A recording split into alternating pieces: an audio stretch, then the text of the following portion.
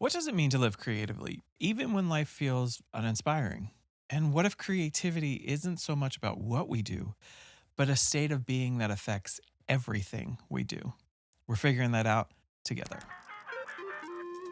Welcome to Humans Forward, the show that makes being human feel a little less complicated.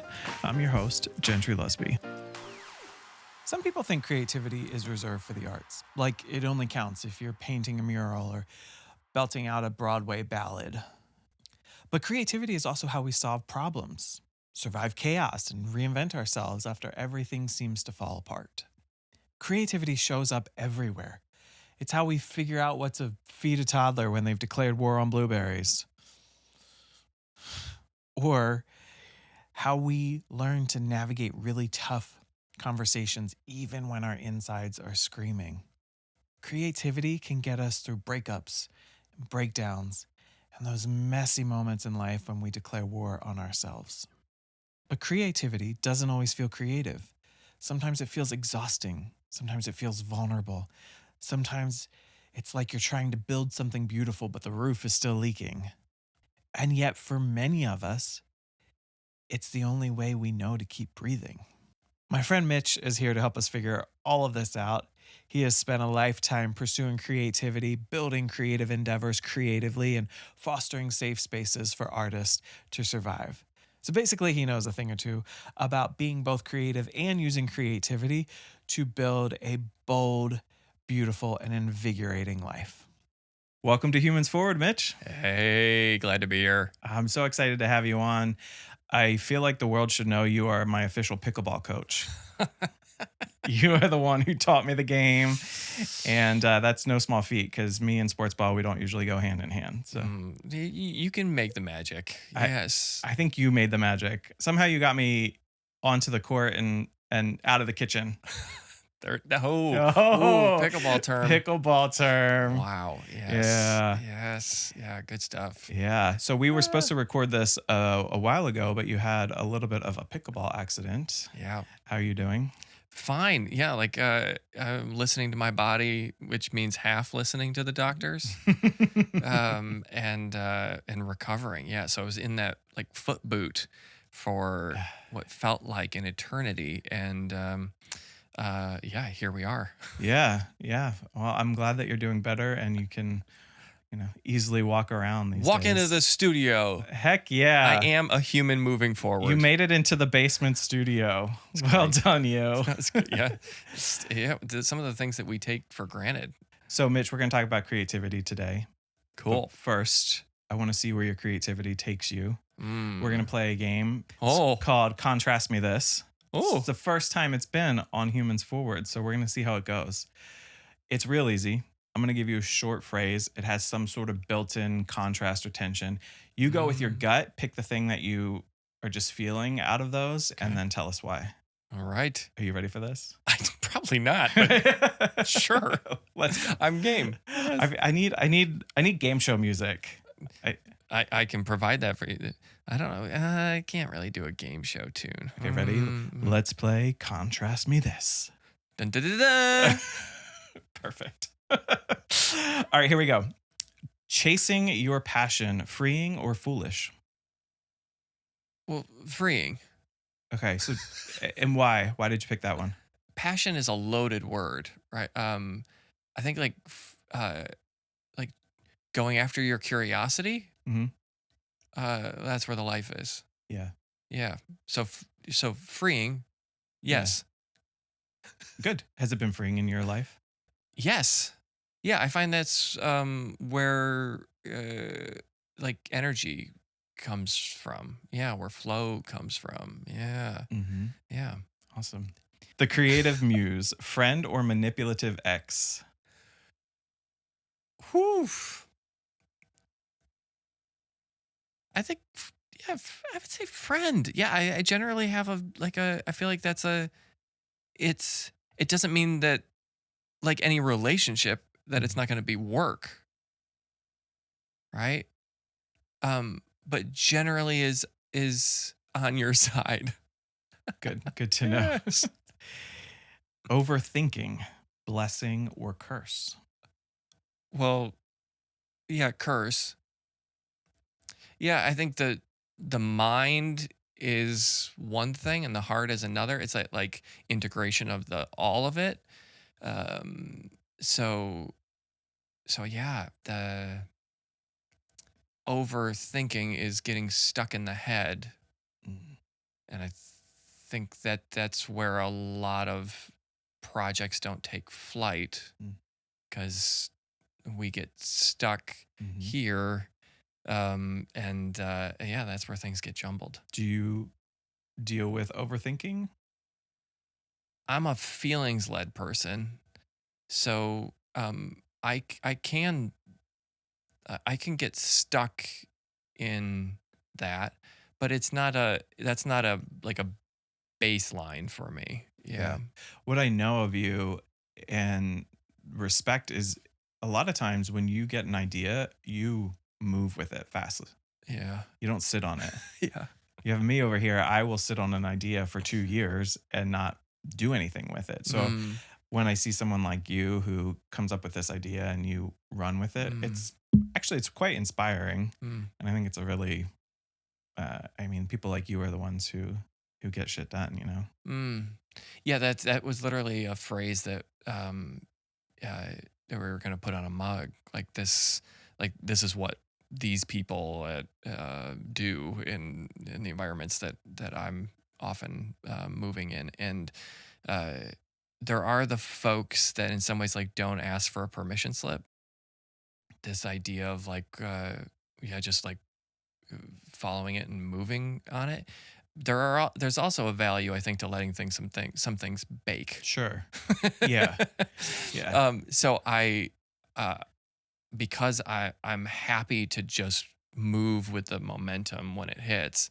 One has to know or learn like what's the right timing for it. And Liz Gilbert talks about like ideas or creative things like Mhm. coming, and sometimes like they come to you and they'll leave you if you don't Yep. um, move with it, like they'll go to somebody else. And then so there has been ideas that I haven't moved on that I go, oh yep, there's somebody else running with it. And there can be that sense of like, oh, I did I miss out? And it's possible at times where I recognize that wasn't for me to move with. Yeah. So there was this one idea of like we're waiting for like a committee or somebody to tap us on the shoulder to give us permission to do something, or like for us to be chosen. And I think that's baked into my history of just like recognizing like I was just deciding to choose myself, not because I believed that I had something special, but that Mm, there was this idea of like that seemed to be how things uh, get birthed, mm. was naive people who just are excited about things. Yeah. Uh, so like nobody told me that I needed a committee to decide something for me. So I think growing up there was this sense of uh, that I was just passionate about certain things. I got excited about like it woke me up. I got pumped about a variety of things, and they're like, well, I guess what does it take to do that? Mm, And I find it starts with a sense of curiosity of like, mm, well, what would that be like? mm. And then yeah, like pulling the triggers to go, what's that first next step? What's because the ideas, that's the stuff where I think people from a like living their creative lives get stuck on is we we see all that it would take to get to sort of like an end goal. And that is super overwhelming. But Yes. if we go, okay, like I generally have like a cloudy idea of what that looks like. What's the first next step? And just taking that has been like a crucial step. But this was a game show, and I went into a whole This is thing. great. This is why I love doing this. Okay. How many apps are you juggling to keep your work on track? You've got one for notes, one for communication, one for updates, one for project management, and somehow the most important piece of information you needed still got buried in an email thread somewhere. I used to feel like this all the time until I found ClickUp. Now, I manage my entire business with it, from creating content to project management to even producing the Humans Forward show. ClickUp is how I keep everything organized and moving forward. ClickUp adapts to how you work. So whether you're working solo or you're working with a team, it helps you stay focused and organized. It's kind of like having a personalized command center for your business or your life, let's be honest, that helps you stay organized and get things done. And you can try it for free using my link, gentrylusby.com/ClickUp. It's an affiliate link. So if you sign up using the link, you help support this show. Go check out ClickUp. It's the all-in-one productivity platform to manage your work your way. Okay, let's be honest. How's your email marketing game going? I have spent more hours than I probably should admit on trying all the different email marketing platforms and dealing with clunky editors and then wondering what my open rates were. And honestly, all of that changed when I found Kit. Kit made email marketing really, really simple, especially for creators and entrepreneurs who want less hassle and more impact. You can write engaging emails really fast and simply. You can even do advanced automations or simple automations. It's all right there for you. And there's lots of data that you get access to see just how all of your emails are performing. So no fluff, no corporate nonsense, just a really powerful tool made for people like us. It's also trusted by people like James Clear and Tim Ferriss and Pat Flynn. And you can try Kit for free using my link, gentrylusby.com/kit. By using that link, you're not only upgrading your email game, you're also supporting this show because it's an affiliate link. Check out Kit, email made effortless. Here's your next one. Art as escape or art as truth? Art as escape or art as truth? Yeah. Yes. uh, yeah, I think art is the act of being alive. So the escape is not, yeah, like I do cringe when I hear like folks say, oh, it just gave me like this production or piece of art, like it gave me an hour and a half of like escaping from my real life. I'm like, oof. Okay. Because I think the idea is that art is, instead of escape, it's engagement. Like it, that sometimes we do need to sort of like take ourselves out of uh, our circumstances to like see them, almost like the drone, like see it from above. I don't know if that's escape. It's like a form of engagement from a new reframing. Yeah. Yeah, And totally. so truth sounds really like heavy to Yeah. me. So I find that, yeah, I think you can have in some ways like art as um, illuminating. Um, yeah. And reframing is some of my favorite art. Yeah. Yeah. You said art is living? Is that what you said? Yeah. What did you mean Yeah. by that? Well, I think like creativity is or art is like the act of being alive. Art is the act of being alive. Yes. So some folks I think like art as this like highfalutin thing, and or that creativity is for artists. But I think our to-do lists, our outfits, the time we spend crafting that 2-sentence text message because we just want to get the language right, the figuring out how we want to shift our relationships, make new plans, new ways of doing holidays, new ways of doing life. I was like, oh, that's art. That's creativity. So some of the most artful things that I've done are not on a stage. They're the joy of doing those daily Mhm. acts of creativity. Yeah, Yeah. I love that. Hmm? That's so good.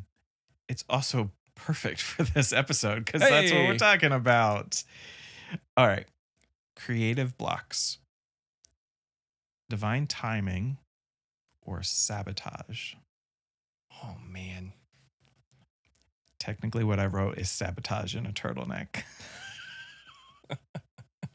in case that changes your answer. Uh, in a turtleneck. That's funny. Yeah, turtlenecks are not fun. Oh man, I'm just thinking that's like itchy. Yeah. And I would say that creative blocks are itchy. They're like it's like annoying. Like what are the pieces that are not coming together? Oh, can I tell you a story? Yes, please. Okay. Framing. There is these ancient mystics that have this storyline of like the creation of the universe and this idea of like multiple vessels containing all of like the creative energy of the universe, and all the possibilities and all of that goodness, and like what vessels could actually hold this. So they break open and spread all over the place. And the idea is that our job is now that all of that creativity, all the creative light and energy is scattered all across the world, and our job is to gather the sparks. Hmm. And that's a beautiful sense of like sometimes it's duct taping things that haven't been together, like Steve Jobs being like there's a computer and then there's this like phone.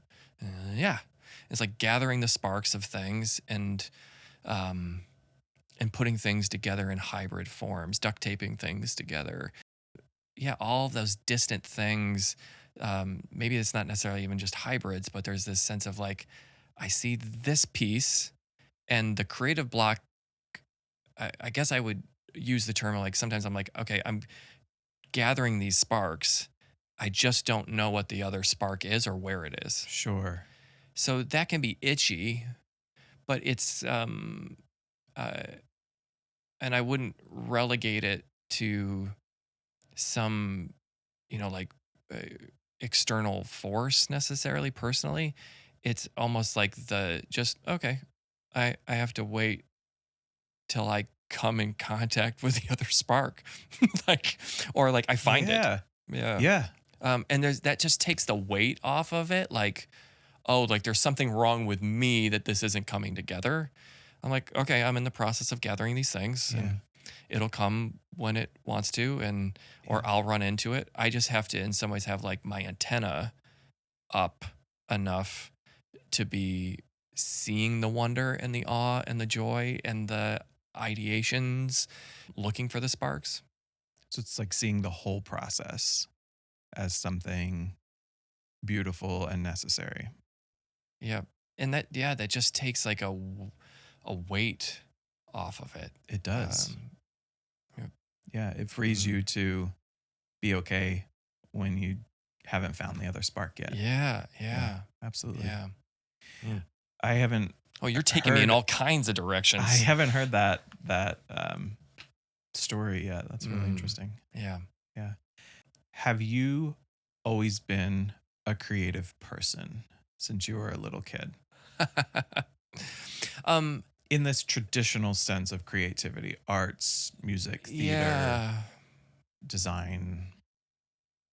Like some people, I've been in conversations where people will say, they're like, "Oh, you're a creative." And I'm like, oh God, there's that idea of, I'm like, no, that's an act. That's a muscle we all have and choose to use or not. But they're like people want to sort of like put you like, okay, how do I frame what you are, and then um, and then in some ways gives them permission to say, well, you're not, therefore you must not be good at business or something of that nature. Yeah. The other side of it is I've had Hang on. folks, yes. Have people done that to Oh you? yeah. They've labeled you creative and have assumed or just said That for you're not good at something else. yeah.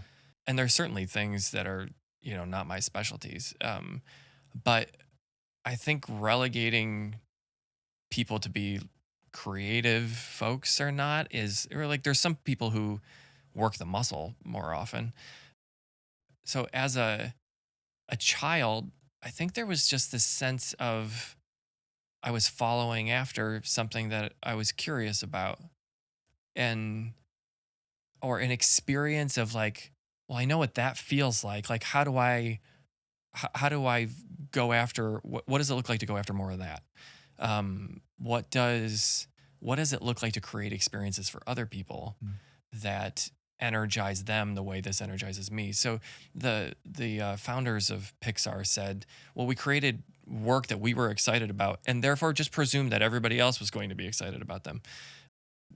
What drew me forward was there were certain things that energized me, that I've gone after, and then I just presumed other people would also be energized by it. So that from a young age was a sense of seeing things out in the world that were energizing to me and going like, oh, like but the what ifs, like what if we turned it this way? What would that look like? When you were younger, were you into things like theater, art, music? Yes. Yeah, yeah. Like I went to a great public school system that had that integrated. I didn't like there was lots of kids that were going to like the expensive paid programs. Mm. And that was not our household. But there was music surrounding my childhood. I remember like my dad's leather box of cassette tapes with like Billy Joel and Elton John and Michael Jackson and Stevie Wonder and what have you, and listening to these songs that were had energy and there was a theatricality to a lot of the music of the 70s and 80s. There was this experimentation with like symphonic music and pop music. So like Elton John had this album in Sydney, Australia with like the Melbourne Orchestra. Mm. And it was like his tunes mixed with it. It was like that's some of that duct taping of like, ooh, like what gorgeous work. So and Jesus Christ Superstar in the theater world of like mixing rock and opera and all of this like yes, theatrical goodness. Even like Phil Collins back in the day was like the great storytelling that exists in a lot of singer songwriter music. I think of James Taylor and what have you. So I was out in my front yard putting on plays to pop music for the neighbors, and they would just sit out and watch that. Okay, so yes, childhood stories. So my home till I was like 12 years old was next to a Kentucky Fried Chicken drive-through. So So random. built-in audience. Right. All of these people Oh my gosh. got this child like with a boombox putting on plays and magic shows and all of that jazz. So there was neighbors that would just sit out and watch like the old folks on their porch. And there it wasn't necessarily about getting attention, but it was about like just creating these experiences for Yeah. people. And that was energizing for me. And then people would be like throwing their change at these children from the Kentucky Fried Chicken line. So embarrassing. This is great. Yeah. And so I was like, oh yeah, what else can we do? Like I'll learn how to pogo stick in the driveway. And then like there's this kid pogo sticking for the Kentucky Fried Chicken drive-through. uh, and there's just a little bit of like the power of joy and the unexpected that has been a fun thing to explore. The like, yeah, you wouldn't see that coming in your KFC drive-through. Yeah. Those KFC drive-through people, they got the best deal in town. Oh gosh, I wish we yeah. were friends when we were kids because I would have been right there with you. I didn't really have a lot of friends who were into creative things like that. And so it would have been we would have had a blast entertaining the KFC audience. But annoying all the neighbors. Like, Well, sure. yeah. Yeah, so I see those kids now. Like my kids are growing up and I with other children that I was like, "Oh, that's that kid who's doing the Irish dancing and forcing every other kid to do Irish dancing." I was like, "That kid is so annoying." And I'm like, "Oh, that was me." Because I was bringing the kids together in the neighborhood to like put on a show. And I wonder if for folks like who are engaging the next generation of in some ways like whatever we can do to just be excited for the exploration because the Mm. world is going to like I don't know. We go around with this like wonder and awe balloon that we have, and then like, but life has a million pins.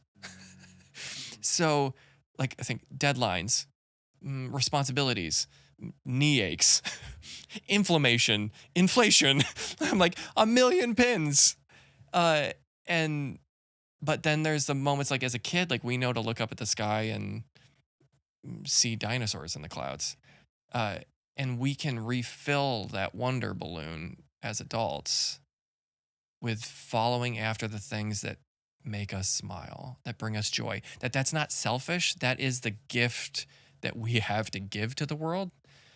Yeah, I think as seeing the opportunities when other people are exploring their wonder, where this whatever is taking them, is yeah to encourage that, or at least just do whatever it takes to not get in the way. Yeah. Yeah. 100%. There's so many reasons, like you said, so many pins, so many reasons to lose your wonder, lose your joy. And especially with the next generation, just letting them Mm, experience that. Because maybe if we do that long enough and well enough, mm. when they're adults, they'll be able to do it a lot easier than maybe our generation. Yeah. One conversation recently was this idea of like, are we programming the next generation correctly? Are we giving them all of the tools? I'm more concerned about what we don't have to undo. Yeah. Yeah. Because there is this deep inner knowing, the idea of we have an antenna. It's about how we, in some ways, have to like the stuff that we cloud it all up with. So if we can ensure that we don't like yeah like I think of like a wi-fi zone, right, like of like all the walls that we put in the way of getting the circuitry to work. I was like the thing can generally work well on its own if we don't create all these barriers. Yeah, so on a like for a lot of the folks that grew up in church world, it's that difference of starting with like it it's good from the beginning and not starting from a position of oh it's all wrong and needs to get fixed. It starts good. Yeah. It starts Yeah. with oh that's good. Yeah. Looking at creativity as something that is a positive. Yeah. It's something that's like baked into the way that the universe, the DNA, is actually all wired, and not from a position of that yeah that it's messed up and we need to fix it. Mhm. Yeah, so let's not create barriers even for ourselves. I think is that there's a sense of well, I have to have all this put together, like perfectionism getting in the way of doing. I think often the best work that I've created is doesn't have a super strong blueprint or strategy. It starts with a question and wanting to go to explore. Well, where does that take us? Yeah. I find that a lot more energizing and interesting Yeah. than like what's the strategy, what's the blueprint. Yes, we have to have those. Like Yeah. great, like those help us figure out like how to go after this question, how to answer the question. But the blueprint and the strategy are in service to following that question. Mhm. Yeah. Yeah. Yeah. No, that's so good. So, have you ever felt like in your pursuit of following the question, in your pursuit of wonder and awe, where there was a time where all of it or creativity stopped feeling fun to you, or it started to feel heavy or feel like it was a burden? I haven't thought of it that way. I think there are times where the ideas are difficult The idea, the creative idea. Like the building it, the following it, because often it takes other humans. Mm.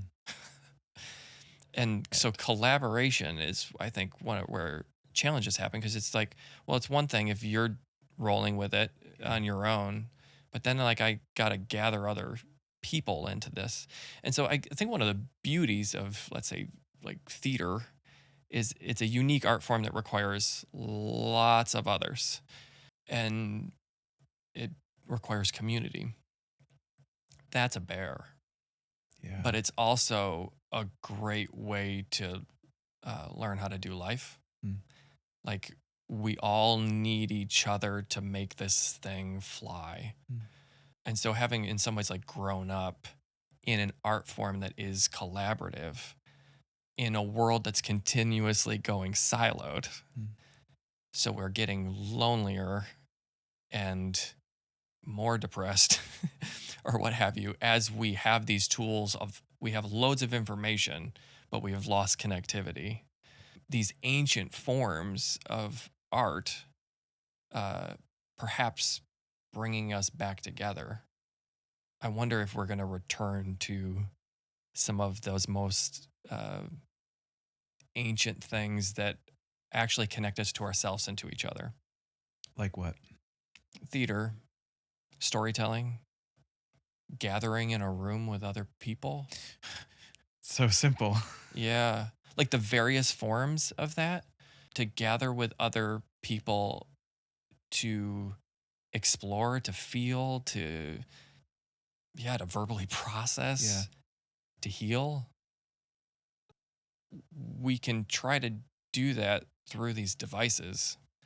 But on the other end of it is a piece of metal, you know? Yeah. And so I think sometimes it's just being present with someone else who will just listen. I got to say you're opening my mind a little bit because I grew up in theater and the arts, and it is such a collaborative community based thing. And there are so many lessons like that in creativity, in art. And I have never once thought about how that applies to the rest of my life. Mm, Because I struggle mm, with collaboration. sure. But when I think about the work that I've done creatively, directing shows, writing shows, being in shows, all of it, Yeah. it's all collaboration. Yep. And I've done it and I've loved it and the community that's built around it. Sure. And somehow until this moment, until you're talking about it, I've never connected Yeah. how the things that we do creatively, Mm, artistically can have so much influence mm. in the rest of our life. Yeah. Yeah, there's some whether by force or choice, it's all part of the art of being human. And the arts are often just ways to express it and to experience it. But when we get married to I think some folks are like, okay, I'm like married to the art form because we found life in it. Sometimes that's a way also of escaping when we get like so entrenched in our art form.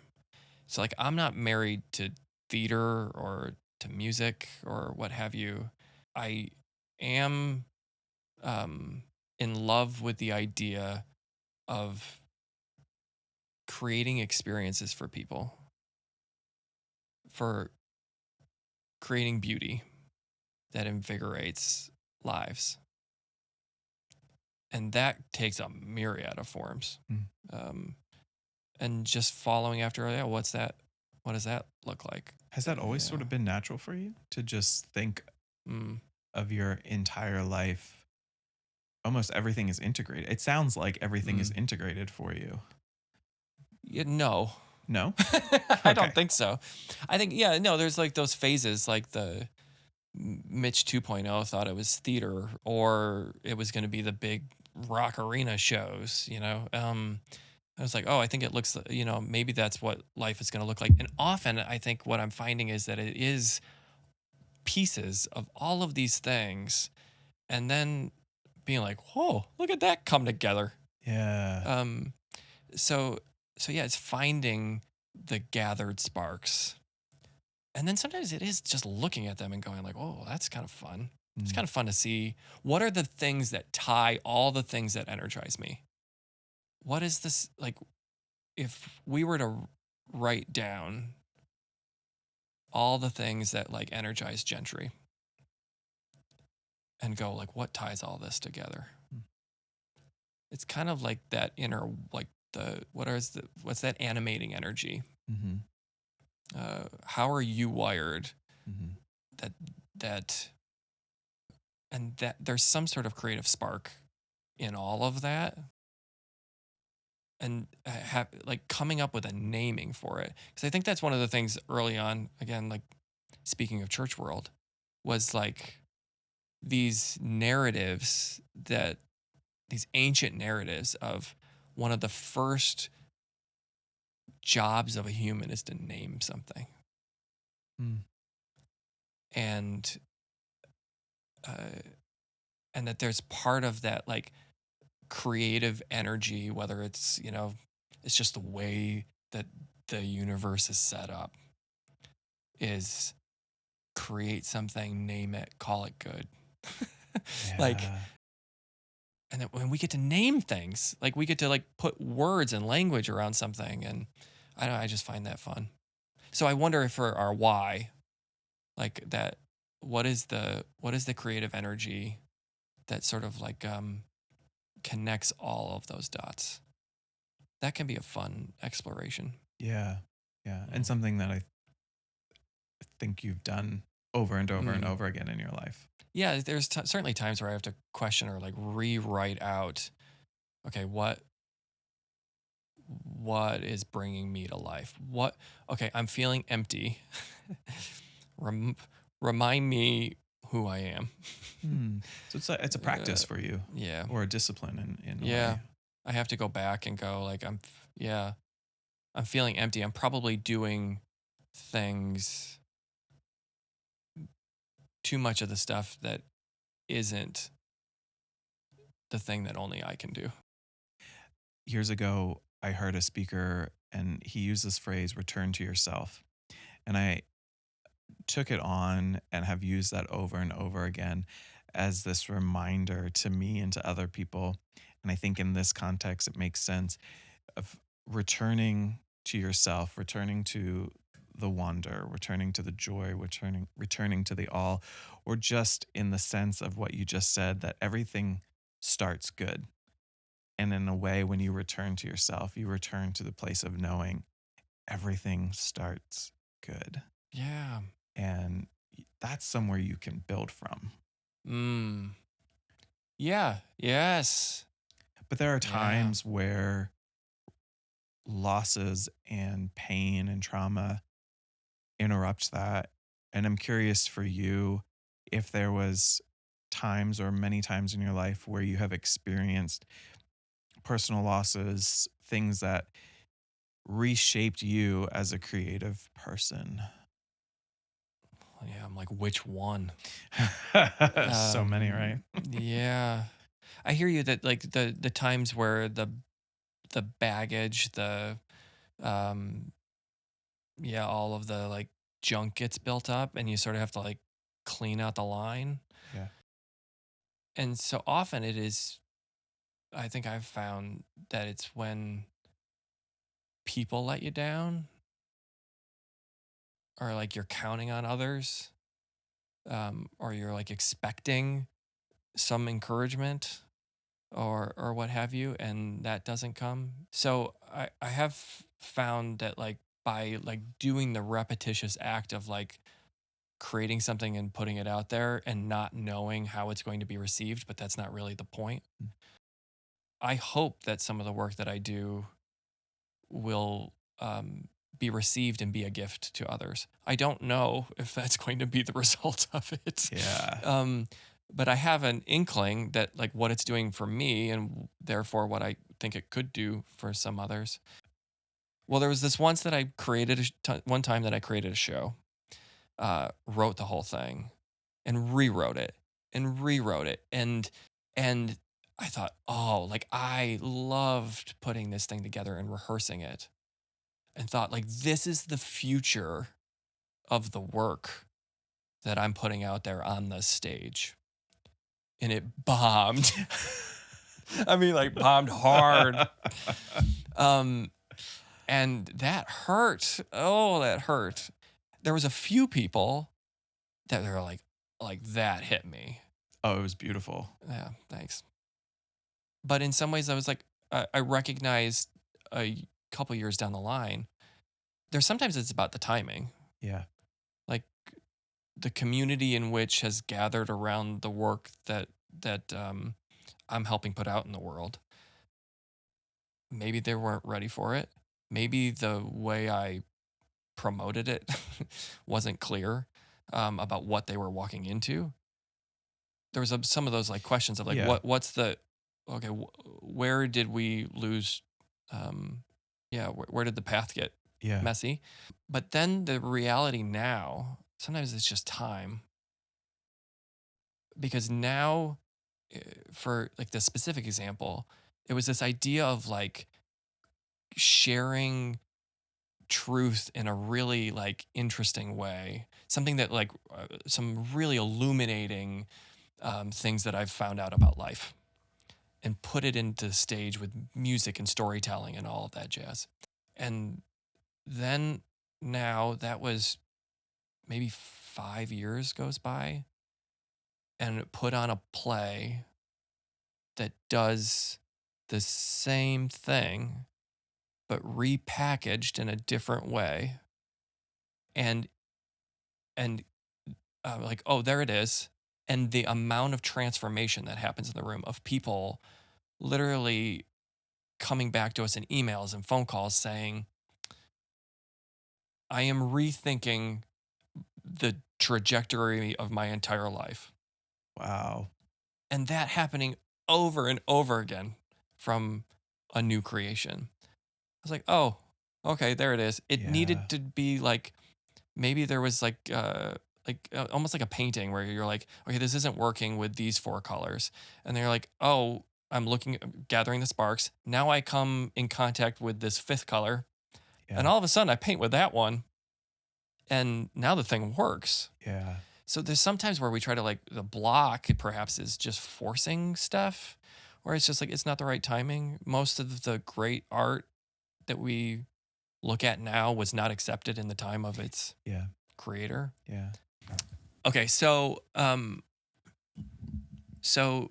your other guest Mhm. on Humans Forward, Mr. Rob Bell, just like a beautiful example of someone who's following after where his curiosity is leading him. Goes from writing spiritual books to plays and spaceship novels. Okay, like, and there's all kinds of like great reflections on what it means to be human in these novels about like aliens, like post Mhm. the earth, all kinds of goodness that needed to be wrapped up in some, like the drone needed to like, you needed to like sort of Mhm. fly away from earth to actually see what was happening Mhm. and what is happening down on earth. I said to him that I was like, oh, these are your Narnia books. Like, and and shared with him, I was like, people might not get this till you're gone. Mm. Like, uh, that, like, they might not be fully, I don't know, like digested Yeah. in your lifetime. And there was that moment of like, ooh, yep, got it. Um, there was a connection in that conversation, maybe more for me, of like there's some things that you put out into the world that like you're not gonna see Mm. the results of Mhm. what it you, and so it's not about the applause. Mhm. It's about doing the work that only you can do. The Mhm. only thing we can control is like this gift that it gives to us to follow our curiosity, to create the things that seem to be on our hearts. Yeah, and to give that gift to the world is our offering. Yeah. Yeah. Yeah. Mm. So in a way, even the moments where where your the thing that you were creating didn't hit the way you wanted, it somehow down the line still found a way to come out into the world and to transform people, and you Yeah. still used that disappointment Mm. to fuel what was coming next. Yeah, and I think that it's not in the that doesn't mean that I immediately get it in that moment. Like there's still the heartache and the pain of I created something and it didn't land. Yeah. I'm putting it out there and it's not getting the response that I think it should. I'm often needing the people around me to remind me Mm, of you do see this pattern, right? mm, mm. like like Mitch, do you remember like the last 3 times that this happened? This is the pattern that I see. And in some ways the people that we put ourselves around, the hopefully the people that we put ourselves around are the folks that remind us of, yeah, this is how it works. And when you're feeling so myopic into the current moment, having folks help reframe, like zoom out and go, oh yeah, you remember the last time this happened. Mm. And I think that's like the beauty of like it's our personal history. That's also like learning about history in general is to go, oh yeah, there's patterns of the way these things work. Like there's a rhythm to our lives. There's a rhythm to the way all of this seems to work. But in the moment, yeah, it does hurt Yeah. when it doesn't fly. But but yeah, I've found like Diana, my wife, often being the one being like, you do see this pattern, right? Oh yeah. Oh yeah, that's how this works. Okay. And then you can kind of like it doesn't like mute the pain of something not working. But it does help reframe it Hmm. in a way that is that you don't have to go so deep into the emotional hospital through it, that you can actually potentially stay on the front lines. Yeah. Yeah. Well, and as you were saying, the power of naming something, Mm, naming the pattern in and of itself brings so much awareness and can help you step outside of the person experiencing the disappointment mm, to see yourself yeah. as, the third party observer. Yeah. It's like a clearer mirror Yeah. Yeah. when it's all like you're looking through these lenses and it like the mind, the emotions, Yeah. uh, and then to sort of like somebody else doesn't have all the fog. Exactly. Exactly. Which is so important why we need to surround ourselves with this community and why life takes collaboration. Brene Brown talks about uh, the idea of not putting yourself around candle blower outers. Such a great term. And like I have my eye out for my kids in that regard about like, yeah, who's poo-pooing their their energies. But I also think we need to be looking out for the candle blower outers as adults. Yeah, um, absolutely. and to set up healthy boundaries um, with those folks. So another one of your guests that's done that really well, um, your wife. Um, uh, Another source of just like wisdom in that is like that has helped call out the patterns because she's involved in a bunch of the work that I Mhm. do too. Yeah, that sense of like, oh, seeing the patterns and going, hey, Mitch, you do see that, but also not folks around you who will not who will help keep the candle blower outers out of the room, or to Yeah. say it's not worth what they do bring to the table to have them at the table. Yeah. That maybe they have a place, like they can have a place in your life.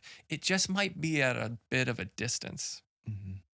Because some of those candle blower outers might have titles in your lives. Mm. Like they might be called family. They might be called bosses. They might be called donors. Like, Yeah. uh, and there are like the people who provide fuel, positive, affirmative, helpful um, fuel that build it up and don't burn it down Mhm. and provide guardrails, Mhm. healthy guardrails, Mhm. healthy questions. There's those folks. Mhm. And then, yeah, we just got to make sure to keep the candle blower outers a little bit further at a distance. Yeah. Yeah. And it's interesting because it's not like you're saying, don't have people who are going to question you, don't have people who are going to disagree with you. Mm, It's not about that. There's a yeah. very distinct person that is a candle blower outer. And yeah, those people often bring so much toxic energy Mm, into the space yep. that Yeah. anything else that they may bring is just, it's just washed Mm, away. yep.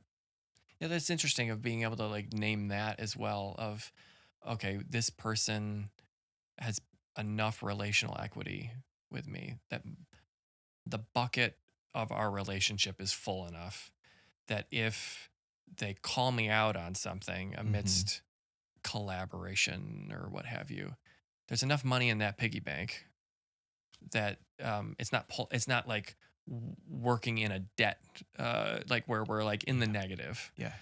It's there are those candle blower outers that you're like you're just working in negative and like adding more and more debt to this. Like it's yeah, it's all in the negative. But there's often the relationships that have enough equity in the piggy bank that when they do decide to ask the hard question, to say, hey, there needs to be a healthy guardrail here, or like that didn't work and here's why, and the things that I need to shift, those yeah, there has to be enough trust and Yeah. equity built there. So who we put ourselves around matters. Yeah. The energies of the people. There's often like we can't name it exactly, but you know that feeling when somebody walks in a room and you're like, oh, I feel more alive after this engagement than when I came in. And those are the kinds of experiences that I want to create. Sometimes it's not necessarily me, it's the environments that Yeah. I'm producing or what have you. Is like I want people to feel more alive when they leave them than when they came. Like a bit of we want to be people who are like, and we want to create environments that are oxygen for the soul. Yeah. So what's it going to take? What do we need to, in some ways, curate out of our lives in order for the oxygen actually to be able to fill the room? Yeah. Yep. That's so good. Mm. So good. Okay, we're gonna take a little break and play a game, but it's very question based. So See if I can keep up with you. it's called On a Serious Note. This is also a new game to Humans Forward. So we're just trying them out with you, Mitch. I'm gonna ask you a hypothetical, funny question. Ooh. Give your best response, but then I'll follow it up with a serious question. Let's play On a Serious Note. A raccoon shows up at your door demanding an audition for your next show. What role do you cast him in and why? Mmm. What the heck? What? What? A raccoon shows up at the door to be cast in a show. Oh, there are lots of raccoons that come to the door to be in a show. There's loads of them. Yeah. Like this isn't hypothetical. This happens. Um, like the wildest. Yeah. Okay. The wildest animals. Um, I'm often looking for like where, yes, what what do I do with this? Because there's an energy that they're bringing, and you just got to know where to put it in the puzzle. And sometimes they don't fit that puzzle. So there have been times where it's funny because it's like often I think it's like in the auditioning world, right? Like oh somebody's like they're like I get the choice to choose the raccoon. Often it's not about it's just about the timing. It's like okay, I don't need a raccoon right now. The show doesn't call for a The show raccoon. doesn't call for a raccoon. The next one might. Yeah. And so there are times where I get somebody in and I'm like, that is a wild animal. And I need it 3 years down the line. I didn't know I was going to produce that content, but now I need that. So, so yeah, if you're that wild raccoon, like just go ahead, be a raccoon. Cause like somebody's going to need a wild raccoon. Okay. Oh man. All right. On a serious note, when did you last feel truly seen for who you are and not just what you create? Ugh. Oh, that is identity is so baked into creators and founders in their work. So separating the umbilical cord between what you create and who you are, I mean that's a lesson that's taken years. I think that the work that we create, whatever we put out in the world, is in the image of its creator. And so therefore you have a tie to it even when the umbilical cord is separated, Mm. right? Like I think of it like a parenting that the hardest part of love is the letting go, Mm. as Stephen Schwartz, who wrote Wicked, says in one of his musicals. And I think some of that, like that's part of parenting, is you bring something into the world, and then you in some ways have it to like hold and to grow, and the joy and the craziness of all of that, and then I don't know if anybody tells you that at some point you have to release this thing. It was never yours in the first place. Mm. Mm. So I think that's a lesson that I've had to learn is that I am not my work. Mm. But the times that I've been seen, when's the last time that I've been seen?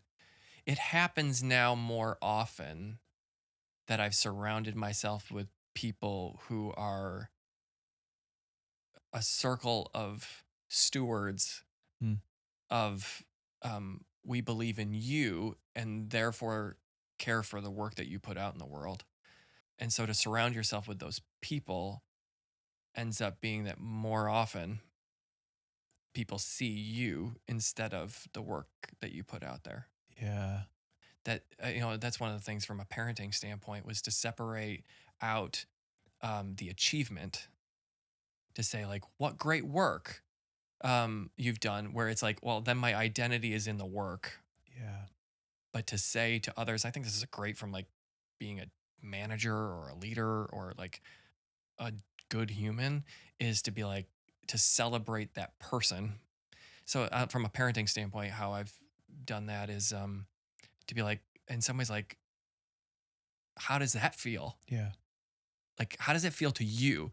Not I'm proud of you for what you did, but like you've done this thing. Like how does that feel for you?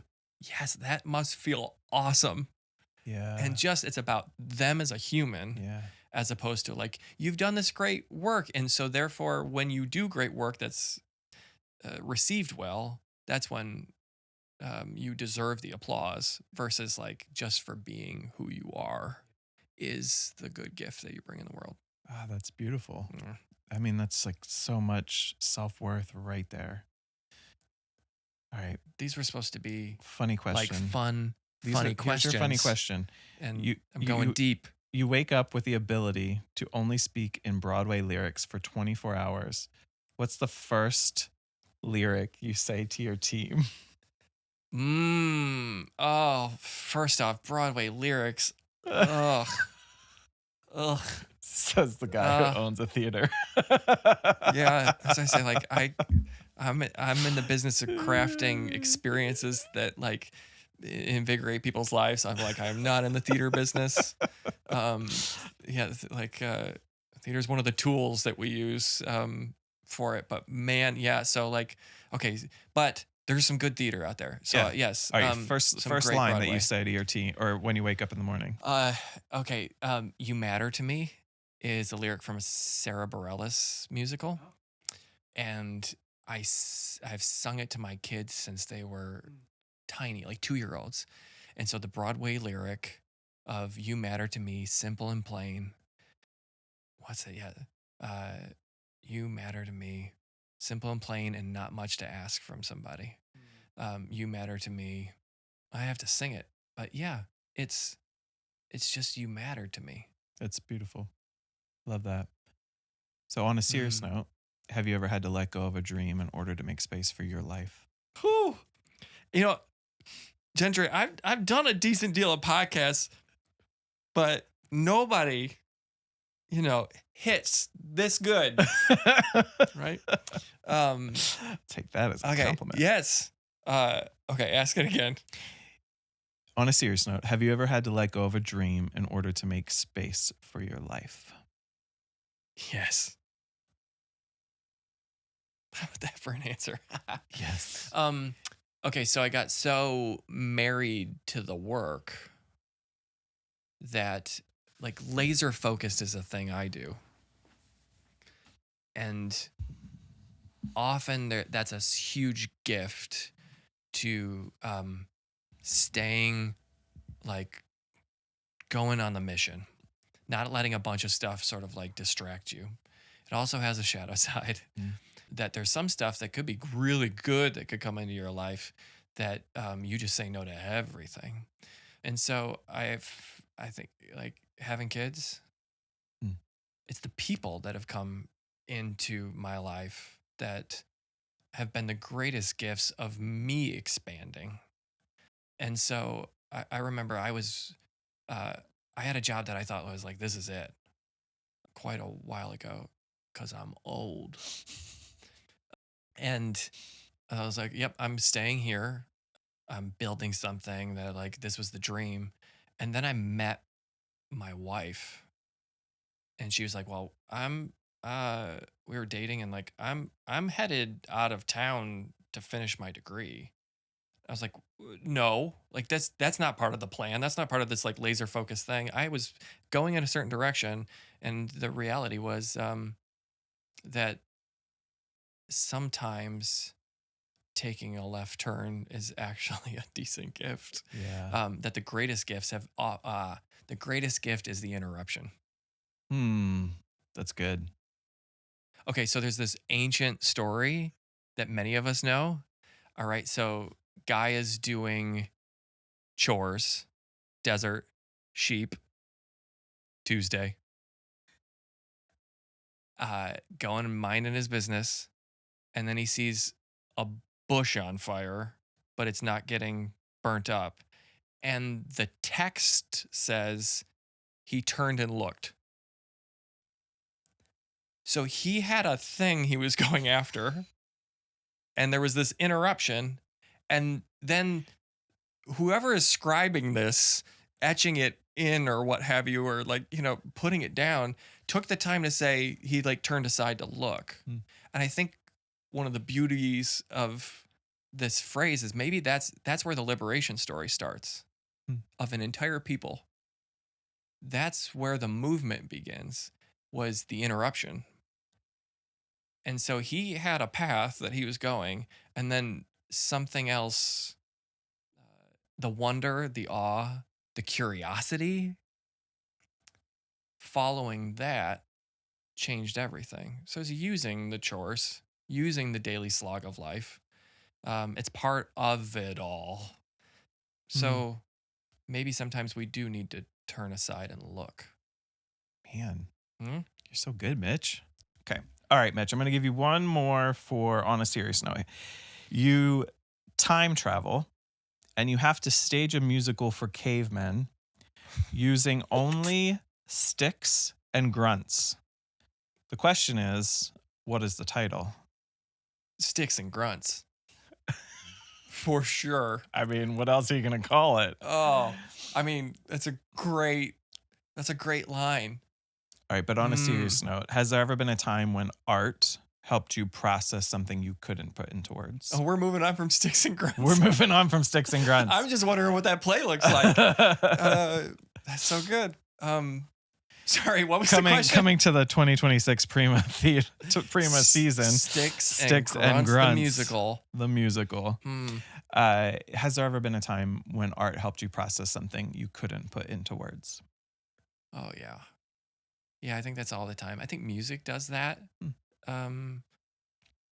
especially well. And one of the reasons why what we do at Prima Theater is often so musically focused is there's like these things under the surface that we can't name, but we can feel, like the bass notes of a song that just like are like the rhythm underneath everything. And so what I love is those moments where some bit of beauty encapsulates or names something that you otherwise can't.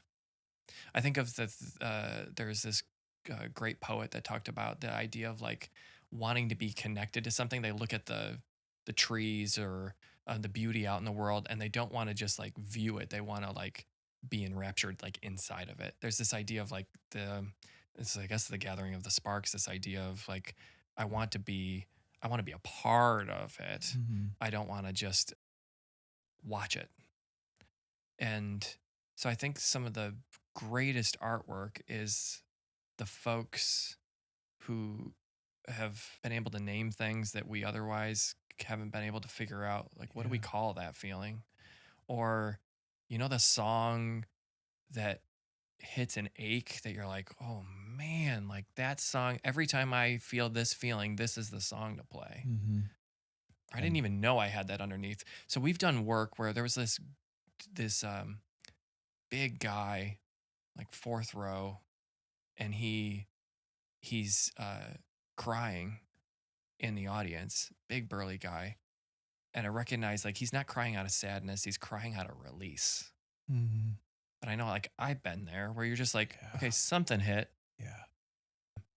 And so that release that we need. Yeah. So art can do that. And that's, I hope for folks of like whatever form you find that, if it's out forest bathing, if it's out in nature, if it's reading, if it is painting a lilac, like out in your backyard, like whatever that is, I'm like, oh man, go after it. Cause another Brene Brown quote, and then I'll shut up, y'all. She said, creativity is not benign. It metastasizes when it's not used. So creativity unused is not benign. It metastasizes. It turns into grief. It turns into resentment. It turns into I'm tired and I don't know why. I just am. And so the songs that are in our hearts, the thing that we want to do but we don't follow, that is cancerous. And so us not doing these things, not following after it, is actually perhaps the most dangerous thing you can do for the people around you. So what if we just do it because that is because we know what it will do if we just hold it in. Yeah, wow. Cancer, Bible stories. What else did we hit? Raccoons, Sticks and grunts. Sticks and grunts. So you have already shared so much wisdom and so much from your experience, the things that you've learned and the things that you've earned. what I'm going to ask you two more questions. What have you had to let go of God. to create more honestly? What if I had to let go? Oh man. What if I had to let go of to create more? Oh, I'm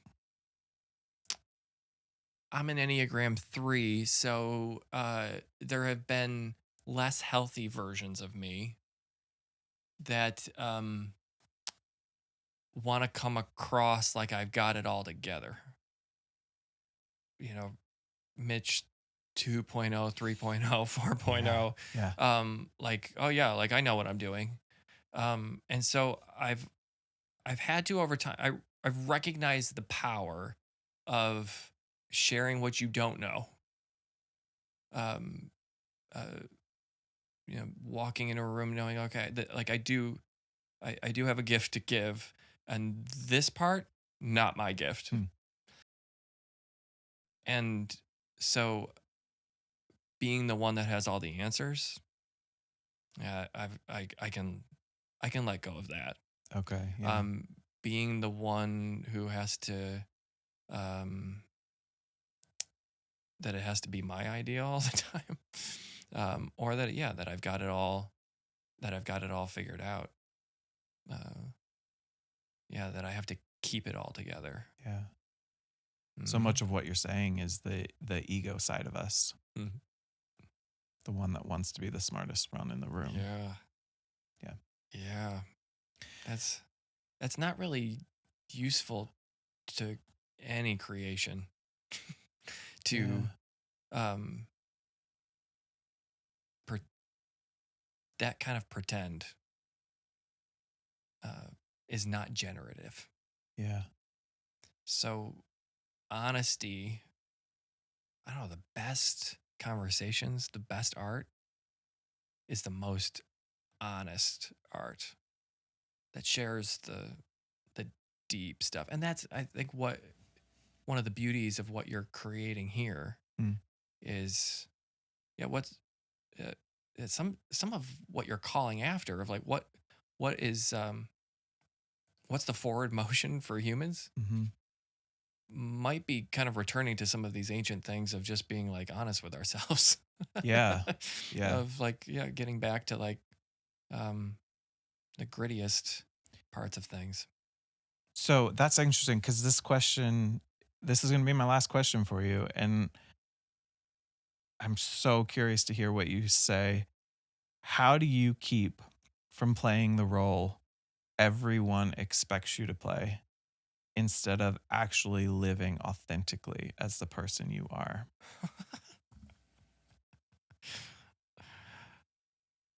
Well, referring to my earlier answer, I don't have all these answers.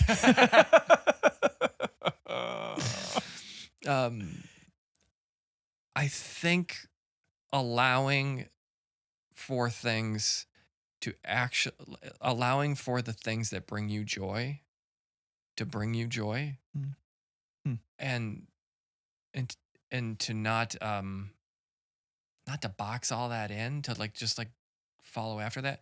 Example, there was this kid, cereal aisle, grocery store, 2 years old. He's in the shopping cart. It's like 6:30 in the morning because I'm a morning person. And his mom is looking at her phone, like working through the list, like dinner plans and all of that jazz. And this kid in the cart who what I hope is banana on his face at this point. Um, and he's holding the cereal box with the tiger on it. And he is dying laughing. He's calling out like tiger, tiger. And I mean, like tiger is the whole joke. yeah. Like we should all be laughing at Yeah. this. And I'm in this aisle and I start laughing. And then the mom it starts laughing. And there was this idea of this contagious joy, this that sense of like he saw wonder. He saw something that was like he was curious about and he went after it. Yeah. And he's holding this box of sugar infested joy. And it just reminded me of like he has not learned that that's not how you behave. Mm. And like what a gift that was to his Mhm. mom, to this random stranger in aisle Mhm. 7. And so I think that is there's so much in that about the power of wonder and joy and creativity and awe is like looking for the absurd things because this life is strange. Yeah. And that maybe strange is sacred. Hmm. Yeah.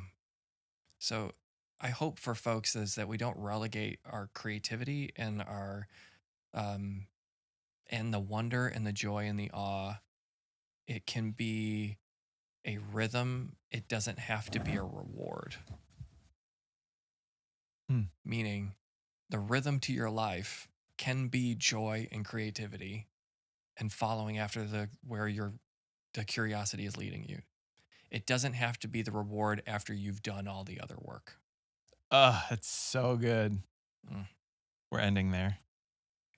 All right. We do end though with What a Time to Be a Human awards. Okay.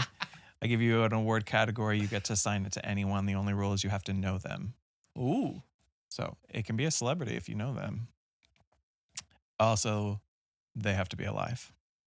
Okay, there's rules. There's so many rules, apparently. Okay. To a nonconformist, I'm like ready to break the rules. Here we go. Here we go. Here's your first award category. Most likely to turn a breakdown into a Broadway hit. The person most likely to turn a breakdown into a Broadway hit. I have this buddy named Jeremy Schoenfeld, and he wrote this gorgeous piece called Drift after a divorce. And it's a breakdown. And this album is out there, and you all like, you want to like sort of like sit in that experience and like somebody going through heartache. So Jeremy Schoenfeld, Drift. Okay. He already did it. I'm gonna have to check this out. Show. Yeah. Best supporting role in someone else's dream. Oh yeah, that's my wife Diana. No doubt. Mm.